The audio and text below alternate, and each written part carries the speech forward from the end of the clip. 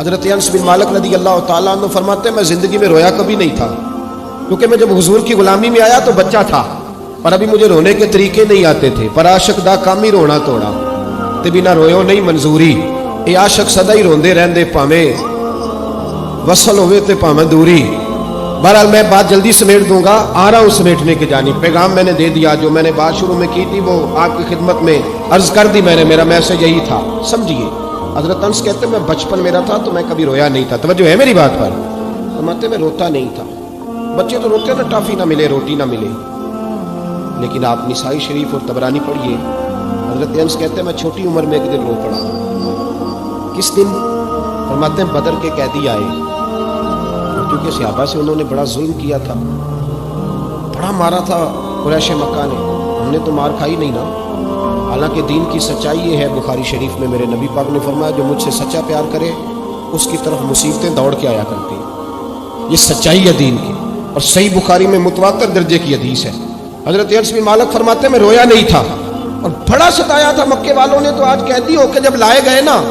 تو نبی پاک صلی اللہ علیہ وسلم کے غلاموں نے ذرا زور زور سے رسیاں باندھی، حضرت بلال بھی کہتے ذرا زور سے باندھو، انہیں بڑا ستایا تھا انہوں نے۔ محبوب پاک اپنی خوابگاہ میں چلے گئے آرام کرنے۔ حضرت انس کہتے ہیں میں آدھی رات کے وقت اٹھ کے مسجد آیا تو نبی پاک بے چینی کے عالم میں کبھی ادھر جاتے کبھی ادھر جاتے، کبھی بیٹھتے کبھی اٹھتے، تو میں نے آگے بڑھ کے کہا یا رسول اللہ آقا کوئی طبیعت مبارک میں تکلیف تو نہیں، پریشانی تو نہیں؟ فرماتے میں نے سوال کیا تو حضور کی آنکھوں میں آنسو آ گئے، نبی پاک روئے، فرمایا انس یار تم نے ان کافروں کی رسیاں کس کے باندھ دی ہیں، یہ ہائے ہائے کرتے ہیں تو مجھے نیند نہیں آتی، بلاؤ ابو بکر صدیق کو، فاروق اعظم کو، مولا علی کو، ان کو بلاؤ، ان سے کہو ان کی رسیاں ذرا ڈھیلی کر دیں، یہ ڈھب سے سو جائیں گے تو میں بھی سو جاؤں گا، بلاؤ۔ حضرت انس کہتے ہیں میں کبھی نہیں رویا تھا، پر مصطفیٰ کا جملہ سنا تو بچپن میں میرے آنسو نکل گئے۔ حضور اتنا احساس، اور ان لوگوں کا جنہوں نے اتنا ظلم کیا ہے، احساس ختم ہوتا جا رہا ہے، معاشرہ دکھوں کا شکار ہے، آزمائشیں اتنی زیادہ ہیں۔ اصل میں ہم جو لوگ ہیں نا تھوڑے گاڑیوں میں گھومنے والے، ہمیں یہ احساس نہیں رہا کہ آج بھی کچھ اماں ایسی ہیں، آج بھی کچھ مائیں ایسی ہیں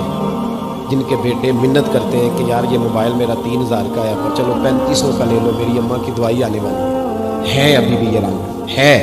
چونکہ مجھے نہیں نا پتا، میں کار میں گھومتا ہوں، مجھے کیا پتا کہ ساروکی سے گجرا والا کا کرایہ کتنا ہے، اور مجھے کیا پتا کہ اگر کسی نے جانا ہو گجرات تو بسیں کتنی بدلنی پڑتی ہے۔ یہ احساس تو اسے ہوگا جو جائے گا، احساس زندگی میں پیدا کرے، یہ احساس ہمیں ہمارے رسول نے عطا فرمایا، یہ احساس کی دولت نبی پاک نے ہمیں دی ہے۔ حضرت ام ہانی رضی اللہ تعالیٰ عنہ مولا علی شیر خدا کی ہمشیرہ ہے، آپ فرماتی ہیں جس دن مکہ فتح ہوا تو میں اپنے بچوں کو لے کے گھر میں بیٹھ گئی، تو میں اپنے بچوں کو نبی پاک کے بچپن کی باتیں سنانے لگی، چونکہ جناب ابو طالب کے گھر میں پرورش پائی تھی۔ حضرت ام ہانی کہتی میں اپنے بچوں کو بتا رہی تھی، میں کہہ رہی تھی میرا بھائی بچپن میں ہی بڑا عظیم تھا، میرے بھائی کی چھوٹے ہوتے بھی حالتیں بڑی اعلیٰ تھی، میں بتا رہی تھی۔ تو میرے ایک بچے نے مجھ سے پوچھا کہ امی ماموں ہمارے گھر بھی آئیں گے، ماموں آئیں گے؟ جناب ام ہانی کہتی میں غریبنی تھی، خامن میرا ویسے چھوڑ کے چلا گیا کلمہ پڑھنے کی وجہ سے، تو میں نے اپنے بچوں کی طرف دیکھا تو میں اب دل میں خیال تھا نا، دل میں خیال تھا کہ اب تو میرے محبوب مکے کے فاتح بن کے آئے ہیں تو کسی بڑی حویلی میں بیٹھیں گے، اب تو دائیں بائیں آگے پیچھے لائنیں ہوں گی تو بڑی جگہ چاہیے نا،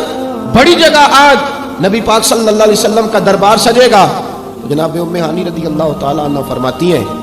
میرے بچوں نے پوچھا تو میں رو پڑی، میں نے کہا آئیں گے تمہارے ماموں، کیوں نہیں آنا، میرے بھائی ہیں آئیں گے،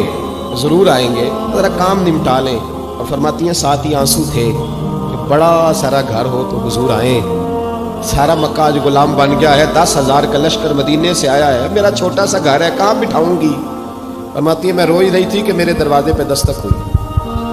اور میں نے بے دل ہو کے دروازہ کھولا، کون ہے دروازے پہ؟ تو کہتے ہیں دھیمی سی آواز آئی ام ہانی دروازہ کھول، میں محمد عربی تیرے دروازے پہ کھڑا۔ جناب ام ہانی فرماتی جھٹ سے میں نے دروازہ کھولا تو دریا آنسوؤں کا بہا، تو میرے پاس تو ٹوٹی چٹائی تھی، پرانا تکیہ، کھجور کی چھال، نرم و نازک بھی نہیں، میں نے بچھایا تو محبوب پاک نے فرمایا سارا مکہ دعوتیں دے رہا تھا میرے گھر آئے میرے گھر آئے، تو میں نے کہا کیوں کسی کے گھر جاؤں، میری اپنی بہن جو موجود ہے، میں یہاں بیٹھوں گا کھول کے، اور پھر فرمایا چل میرے لیے کھانا لا۔ بے تکلفی سے فرمایا جس آرام سے یہاں بیٹھ سکتا ہوں کہیں اور تو نہیں نہ بیٹھ سکتا, کھانا لاؤ. جناب ام ہانی فرماتی کل کی پڑی ہوئی روٹی لائی, تھوڑا سا سرکہ, پر ایسا کوئی محبوب کہیں ہوگا نہ کہیں ہے, بیٹھا ہے چٹائی پہ مگر عرش نشیں ہے. محبوب پاک صلی اللہ علیہ وسلم نے بڑی رغبت سے کھایا سرکہ شہد, اور پھر میرے محبوب نے فرمایا بیٹھ جا, چل تو کوئی بات سنا میرے والد عبداللہ کی, اور میں تجھے بات سناتا ہوں اپنی اماں آمنہ کی. چلو اپنوں کی کوئی باتیں کرتے ہیں. ساری رات ہی بیت گئی. احساس کی دولت, بھائی گزر جاتا ہے بہن کے محلے سے, پر 10 منٹ ٹائم نہیں کہ چلو بیچاری سے مل لوں. میں اکثر کہتا ہوں میرے جیسے پیر کو کڑکتا نوٹ 5000 کا دو نا, پیر سب دعا کرنا, انہیں دعا رٹی پکی ہوئی, اللہ بھلا کرے اللہ خیر کرے, سارے نہیں کوئی ہے الا ماشاء اللہ. اور بہن کو کبھی پرانا جوڑا بھی دیا ہو نا اٹھا کے پرانا, تو وہ ساری رات آنسوں سے دعا مانگتی رہتی ہے, یا اللہ میرے بھائی کی خیر کر, یا اللہ میرے بھائی کی خیر. یہ احساس رشتوں کا, تعلقات کا, یہ میرے نبی پاک کی سیرت ہے.